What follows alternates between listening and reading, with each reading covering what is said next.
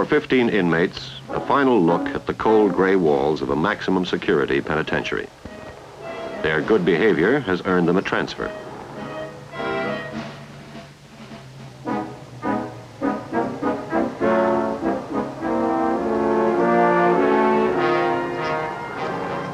Their destination, a medium security correctional institution, a penitentiary without high walls or armed guards.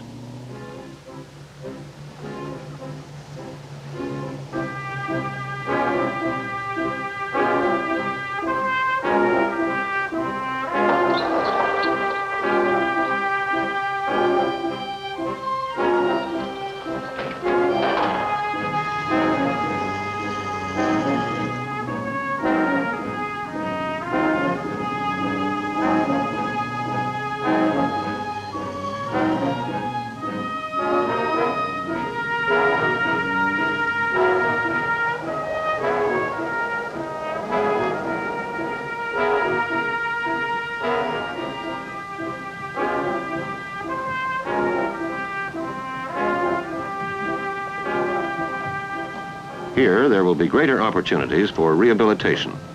Through individual treatment and training, everything possible will be done to help these inmates to reform. But two of the inmates, Guy LaRose and Pat Watson, couldn't care less about reform. They wanted this transfer for only one reason, to make it easier for them to escape. Will the institution be able to keep these men in custody? It will depend on how well the officers understand and carry out the penitentiary's custodial procedures. Trade, school, religion, recreation. We can do a lot for you here. In the reception wing next day, the new inmates are told how the institution can help them. Another purpose of this induction course is to try to discourage the thought of escape. The inmates are informed that an escape attempt will mean an automatic return to maximum security. Trouble. Break security regulation. You know what will happen. You won't last year. The lecture has an effect on most of the inmates, but Pat Watson and Guy LaRose have other ideas. They don't intend to be staying very long.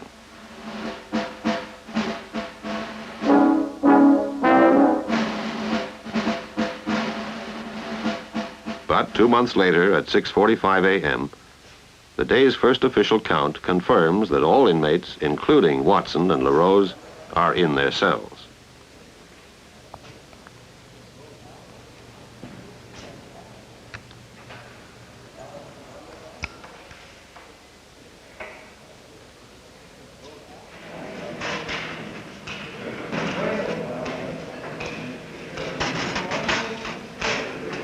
Watson and LaRose had thought escape would be easy, without walls or towers or armed guards to restrain them. But they hadn't counted on the effectiveness of the institution's security procedures.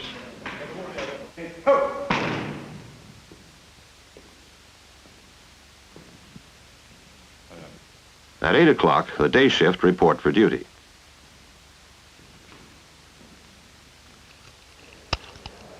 Regulations for key control are closely followed. Every man removing a key leaves a name tag, making him responsible for it.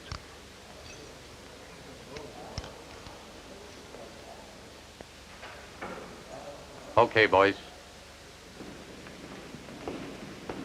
But throughout the day, the basic custodial procedure is supervision. Constant supervision. This is not easy, since the inmates spend most of the day out of their cells. There's movement back and forth to shops, to school, to the yard, to the gym, to library, to hospital, to chapel.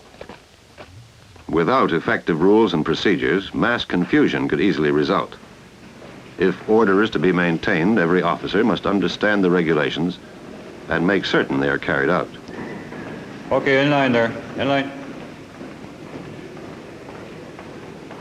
Yeah. To ensure that every inmate has arrived at his proper destination, an official count occurs after each mass movement. Watson.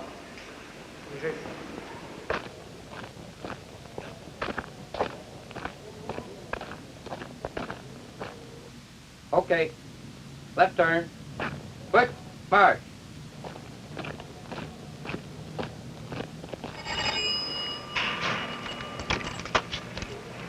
Everything okay? Sir. Thank you. The count slips are delivered to the keeper's hall, and within a matter of minutes, the total confirms that all inmates are present.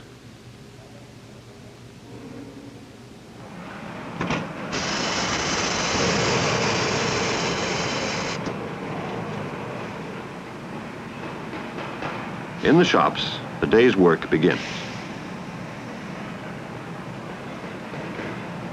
The work itself is important. It enables the institution to reduce operating costs. But the officers must always keep in mind that security is their first responsibility.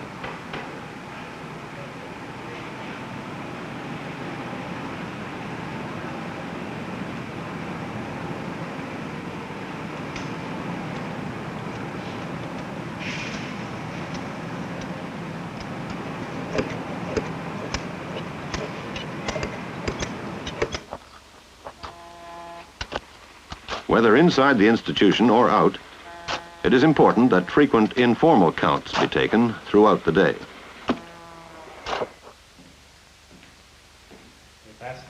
In the administration area, the hospital parade is underway.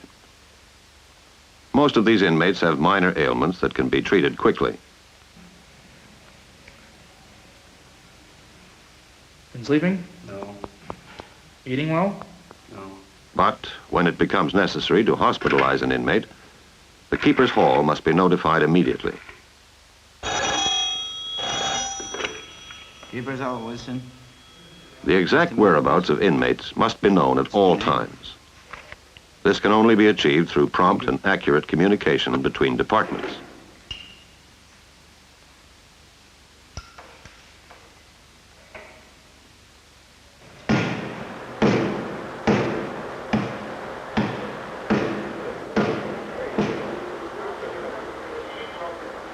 The kitchen is always a potential problem area. Trouble here, whether it's pilfering, food sabotage, or making of home brew, usually affects the whole institution.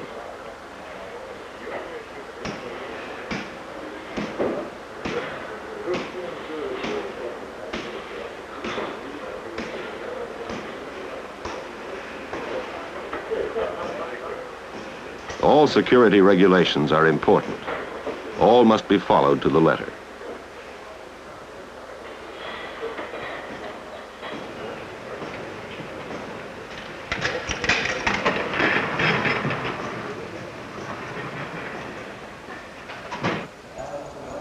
See your pass?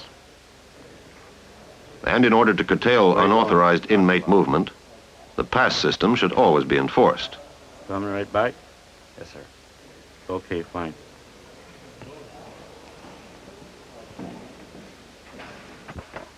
Morning work period is over, but before the inmates leave shop, all tools must be accounted for.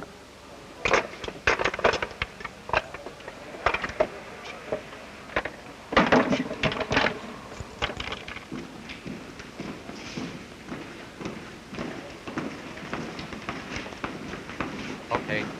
The total inmate population is in motion again. If the proper procedures are followed, they will be under supervision every step of the way.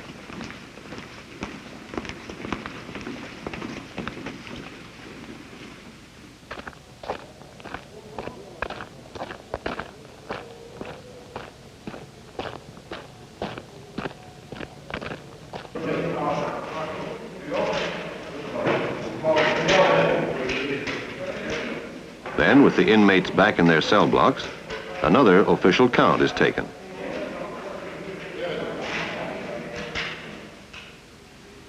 Again, it confirms that all is well. At 1 o'clock, it's back to shops.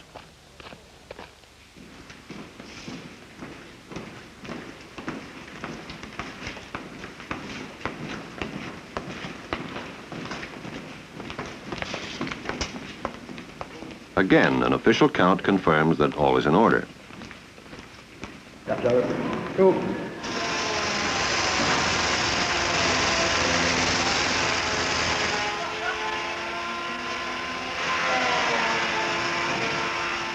Pat Watson and Guy LaRose are still trying to find a weakness in security. So far, they've had little success.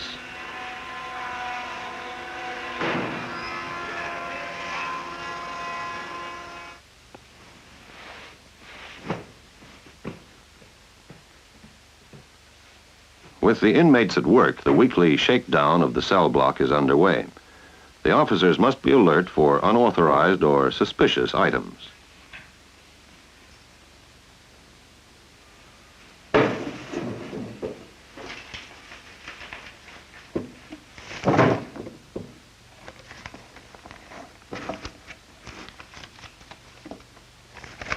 Contraband articles, and the officer does the correct thing.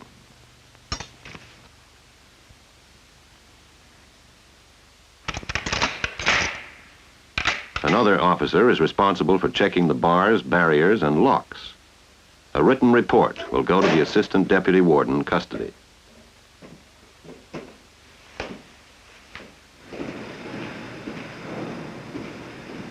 Later that afternoon, a pair of inmates from the kitchen are called to appear before the disciplinary board.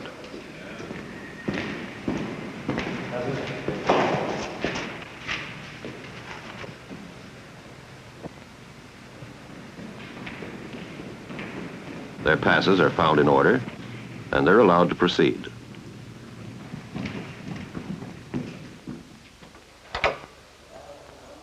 Let's go. Beat it. I ain't going anywhere. A third inmate due before the board is in dissociation. He is known to be aggressive. He changes his mind about starting something when he sees that more than one officer has been sent for him.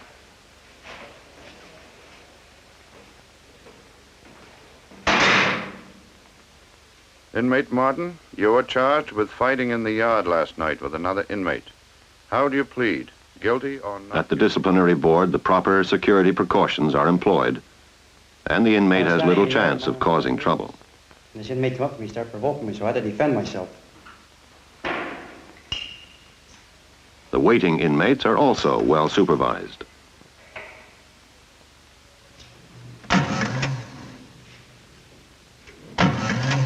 As officers on the evening shift report in, the shop day is over. But again, all tools must be secured before the inmates leave.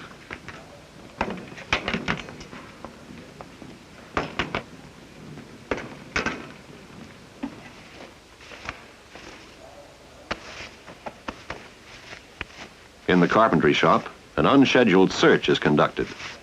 In medium security, these surprise searches should occur at least once a week. Madison. I am.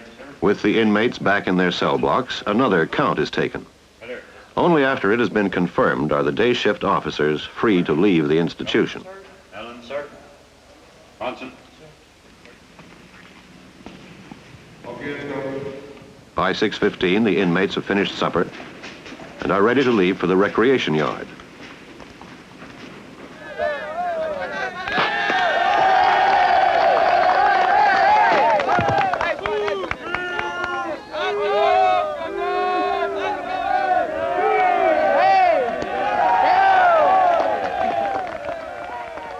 There are over 300 inmates here, and they must be supervised by 8 strategically placed officers.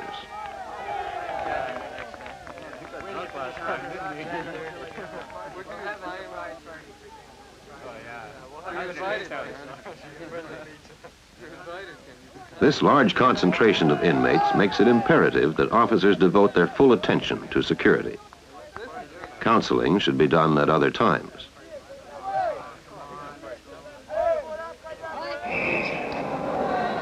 In the gym, too, security is all important.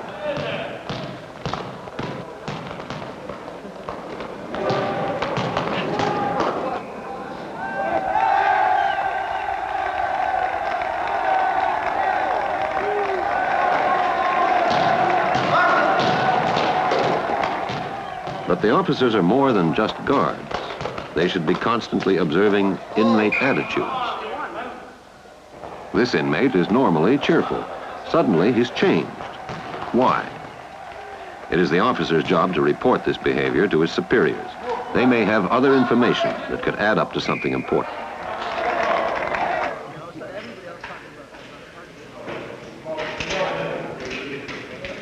The inmates have returned to their cell blocks now, and the 9 o'clock count has confirmed that all is in order.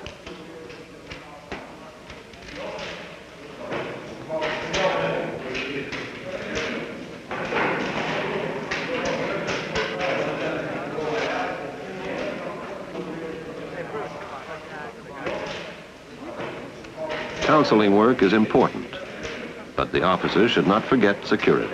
If they do, their lapses will not go unnoticed.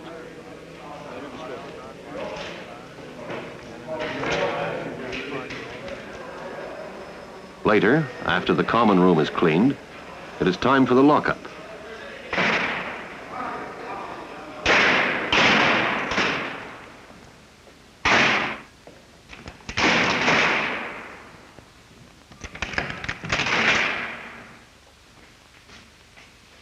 It has been another frustrating day for Pat Watson. He begins to wonder if they'll ever find a way out. At 5 to 12, the day's final count is taken. Once again, all is in order.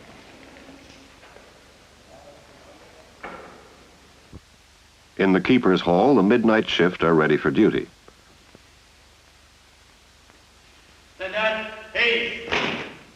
Another day has passed, a normal day. The institution's custodial procedures have been carried out effectively.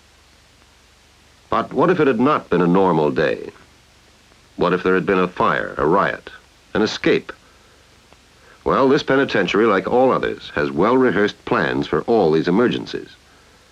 And 3 months later, they would have reason to use one of these plans.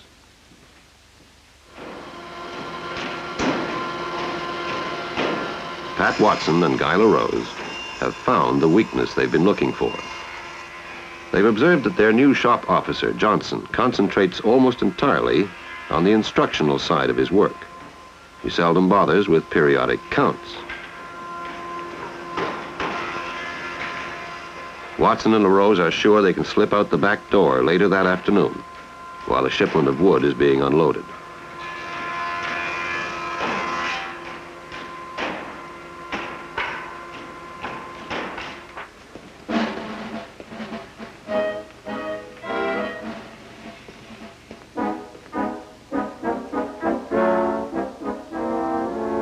Two missing.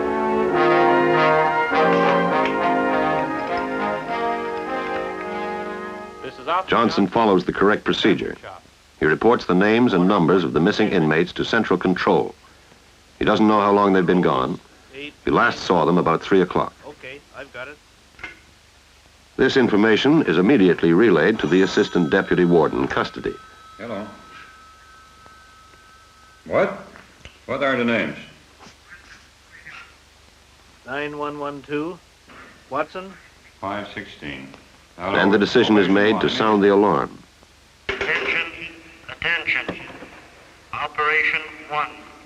Operation 1. Attention, attention. Operation 1. Operation 1. The first step is to get all inmates back to their cells. While this is in progress, members of the escape squad are reporting to the keeper's hall. All right, plan number 1 is going into effect. I'm going to give you the outside post. In less than 10 minutes, all inmates are locked up. An account confirms that 2 are missing. The emergency plan is in full effect now. The communications officer notifies local police authorities. And the escape squad get a final briefing.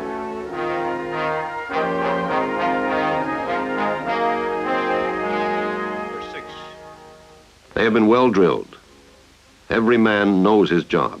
Force number 4, force number 5. You have that? In the administration area, copies of the escapees' descriptions are run off. Then, at the main door, officers with outside posts receive arms. These men will use their own cars to rush to predetermined posts where roadblocks are to be set up. Other officers are posted directly outside the fence. This will contain the missing inmates in the event they're still somewhere on the premises.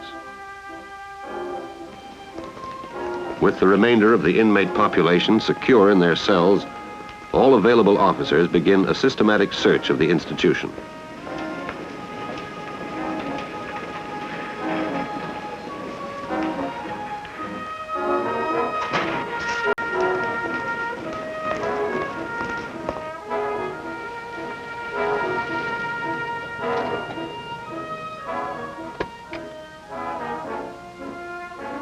By now, all roads out of the area have been sealed off.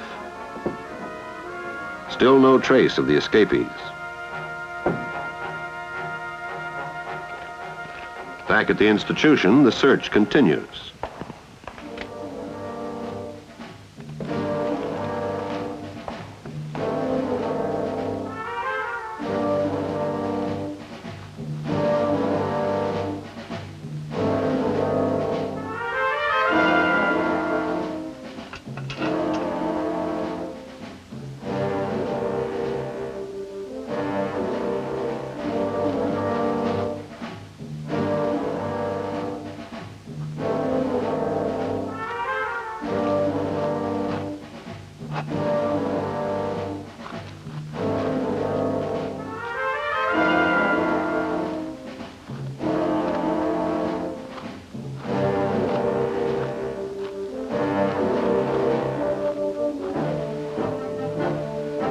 Finally, the first clue.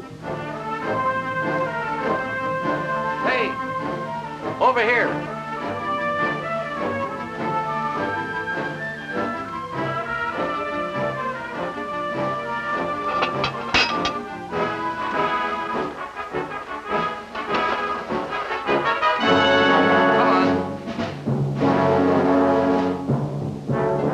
The inmates had been in these cramped quarters for 3 hours, hoping to make good their escape after dark.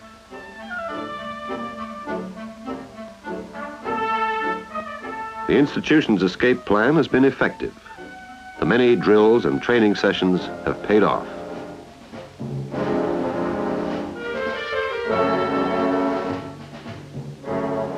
The escape squad and police authorities are notified immediately that the emergency is over.